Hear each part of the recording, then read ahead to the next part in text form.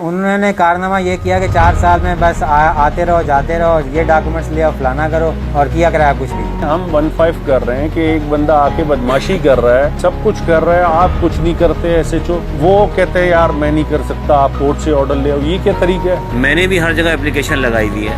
میں نے اسی طرح کنٹونمنٹ بورڈ میں اپلیکیشن لگائی ہے، پرائم منسٹر کو لکھا ہے، سب کو لکھا ہے، اپلیکیشن دی ہے،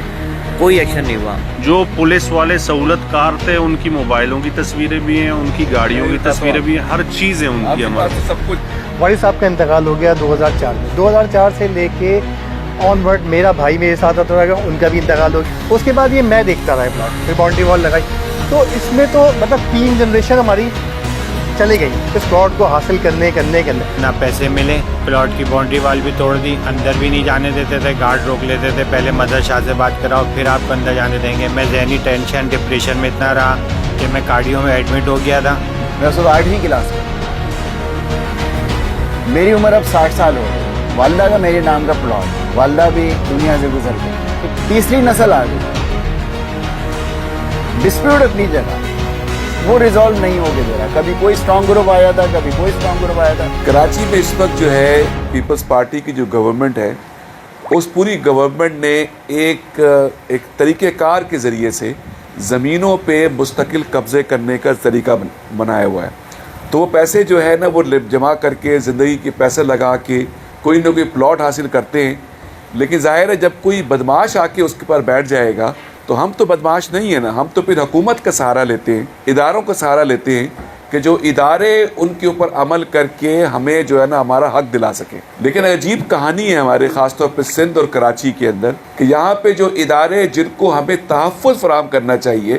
وہ قبضہ مافیا کے اور سارے لوگوں کا تحفظ فراہم کرتے ہیں جو ہماری زمینوں کے اوپر قبضہ کرتے ہیں۔ یہ آپ کی سوسائٹی کا معاملہ نہیں ہے، یہ بے شمار سوسائٹیز ایسی ہیں کہ جہاں پہ مستقل طریقے سے ہمیں پتہ چلتا ہے کہ قبضہ کر رہے ہیں لوگ، جو ہے نا وہ فائلوں کے فائدے لے کے گھومتے رہتے ہیں، لیکن کوئی بھی سوسائٹی کا جو کوآپریٹو ڈپارٹمنٹ ہو، سیکرٹری صوبہ سندھ کا ہو، منسٹر صاحب ہو، جو بھی ہو، وہ ساری ادھر ادھر کی باتیں کر رہے ہوتے ہیں اور لوگوں کو پریشان سے پریشان کرتے چلے جاتے ہیں۔ ہماری یہ بدنصیبی یہ ہے کہ ہماری عدالتیں بھی ہمارے حق پہ فیصلہ نہیں کرتی ہیں، یہاں پہ سالوں کیس چلتے چلے جاتے ہیں اور فیصلہ نہیں ہوتا۔ اگر عدالتیں صحیح کام کر رہی ہوتی تو آج یہ کچھ نہ ہو رہا ہوتا جو کچھ ہمارے ساتھ یہاں پہ ہو رہا ہے، لیکن عدالتیں بھی اس وقت فیصلہ کرتی ہیں کہ جب ہم مل کے جدوجہد کرتے ہیں اور ان سارے لوگوں کا مقابلہ کرنے کے لیے کھڑے ہو جاتے ہیں۔ وہ آرڈر کیا تھا کہ اس نے انسٹرکشن دی ہے کوآپریٹو ڈپارٹمنٹ کو، کورٹ کو، صحیح کہنا، کورٹ کو، کہ وہ ناظر کے ذریعے سے ویریفیکیشن کرے فائلوں کی اور الیکشن کروا دے۔ اس کا مطلب یہ ہے کہ یہ سبسٹینشیٹ ہو چکا ہے کہ جو سہارنپور کی زمین ہے وہ سہارنپور سوسائٹی کی زمین ہے،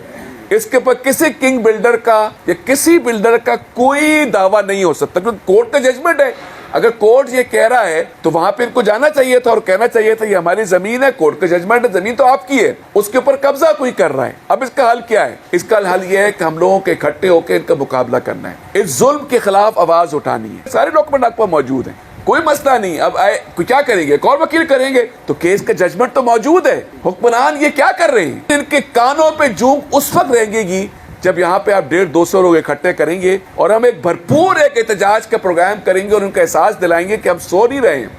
ہم ظلم کے خلاف کھڑے ہیں، ظالموں سے مقابلہ کرنے کے کھڑے ہیں، اور آپ کا اکٹھا ہونا ظلم کے خلاف بہت ضروری ہے۔ اور یہ بھی آپ کو بتا دوں، میں بالکل اپنے تجربے سے میں نے آپ کو ایک مثال دی ہے، یہاں پبلک ایڈ کمیٹی کراچی کے اندر بے شمار سوسائٹیز ایسی آئی ہیں کہ جن کا کچھ نہیں ہوتا تھا، صرف جدوجہد شروع کرنے سے، آواز اٹھانے سے، پراپر گائیڈنس کے ذریعے سے ہم نے ان کے مسئلے حل کیے۔